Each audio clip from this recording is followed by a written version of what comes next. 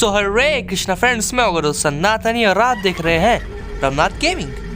तो दोस्तों, आज की वीडियो बेसिकली उन लोगों के लिए है जो भूतों पर यकीन नहीं करते हैं, क्योंकि आज मैं एक ऐसे पैरानॉर्मल इंसिडेंट के बारे में बात करने जा रहा हूँ जिसने पूरे के पूरे पैरानॉर्मल सोसाइटी को हिला कर रख दिया और यूँ कहूँ तो झटके में डाल दिया।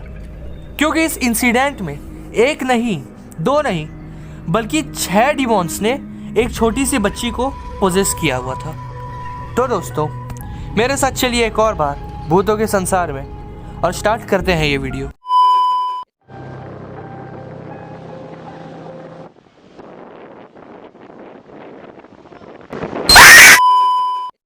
हम सब ने डिमोनिक पोजेशंस की कहानियां तो सुनी ही होंगी, जिसमें कोई खतरनाक प्रेत या शैतान किसी को पोजेस कर लेता है, यानी उसके शरीर में वास कर उस मनुष्य को प्रताड़ना देता है और एक्सॉर्सिज्म के द्वारा इसे भगाया जाता है। और आज की हमारी एक कहानी, बल्कि कहानी नहीं, एक सत्य घटना, यह एक एक्सॉर्सिज्म के बारे में है, जिसमें एनालिस मिशेल नाम की एक लड़की पर 6 शैतान हावी हो जाते हैं, उसे पोजेस कर लेते हैं। एनालिस मिशेल का जन्म 21 सितंबर 1952 में एक कैथोलिक परिवार में हुआ था। उसका परिवार पूर्णतः धार्मिक और किसी से बैर ना रखने वाला था, और वह खुद भी बड़ी होकर एक कैथोलिक धर्म प्रचारक बनना चाहती थी। लेकिन कहते हैं ना कि अगर किस्मत को मंजूर ना हो तो भुनी हुई मछली भी पानी में कूद जाती है। ठीक ऐसा ही एनालिस के साथ हुआ। जब वह मात्र 16 ईयर्स की थी, तब टेम्पोरल लोब एपिलेप्सी नाम की एक बीमारी से वह ग्रसित हो गई, जिस वजह से वह अजीबोगरीब एबनॉर्मल एक्टिविटी करते हुए अक्सर पाई जाती थी। उसके माता पिता उसे साइकेट्रिस्ट के पास ले गए, पर कुछ फ़ायदा न होने के कारण वह हॉस्पिटल्स के चक्कर काटने लगे। लगभग 5 साल तक ट्रीटमेंट चला, पर कुछ असर ना हुआ। उसकी हालत बद से बदतर होती गई। उसके बिहेवियर को देखकर उसके माता पिता को कुछ शक हुआ। उन्हें लगा कि एनालिस को किसी बीमारी से नहीं, बल्कि इसके पीछे कोई पैरानॉर्मल रीज़न है। देयर आफ्टर उन्होंने चर्च का सहारा लेना सही समझा। उसके माता पिता ने वेस्टर आल्ट नामक एक पादरी को बुलाया, जो एनालिस को देखते ही समझ गए कि ये पोजेस्ड है।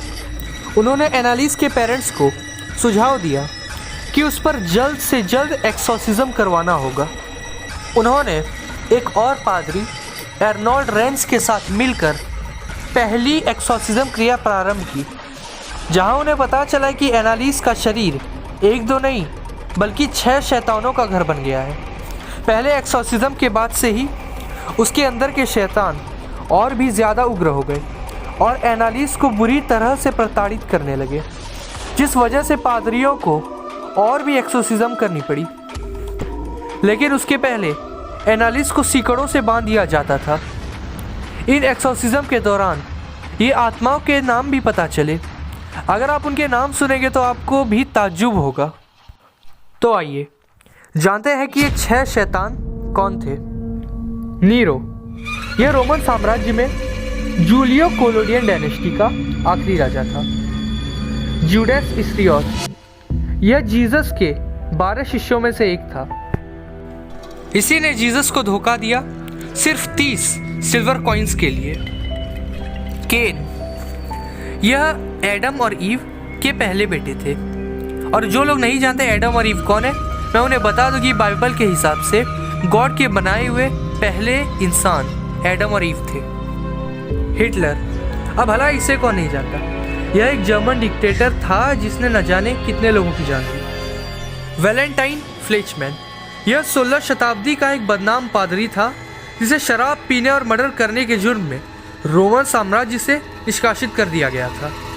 एंड लास्टली लूसीफर, जैसे गॉड को अच्छाई के रूप में देखा जाता है, वैसे ही बुराई के रूप में इसे देखा जाता है। कहा जाता है कि सभी पैरानॉर्मल एक्टिविटीज़ और सारे पोजीशंस करने वाले डेविल्स इसी की आज्ञा मानते हैं, क्योंकि लूसीफर शैतानों का भी शैतान है। यह सारी की सारी आत्माएं एनालिस के शरीर को पोजेस कर रखी थी, और दोनों पादरियों को एक्सॉर्सिज्म के समय इनसे लड़ना पड़ता था। आश्चर्य की बात तो यह है कि एक्सॉर्सिज्म को रिकॉर्ड भी किया गया था। तो आइए हमें रिकॉर्डिंग्स को सुनते हैं। यहाँ पर कुछ लोगों को ये क्रीपी लगे तो आप चाहें तो इन रिकॉर्डिंग्स को स्किप भी कर सकते हैं और बाकी लोग सुन भी सकते हैं। तो आइए सुनते हैं।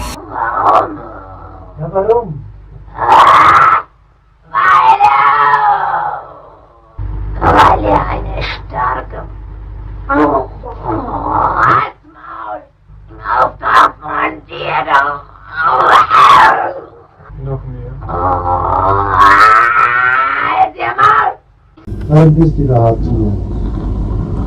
Ich verspreche das so, dass ich in dem Wald rein bin.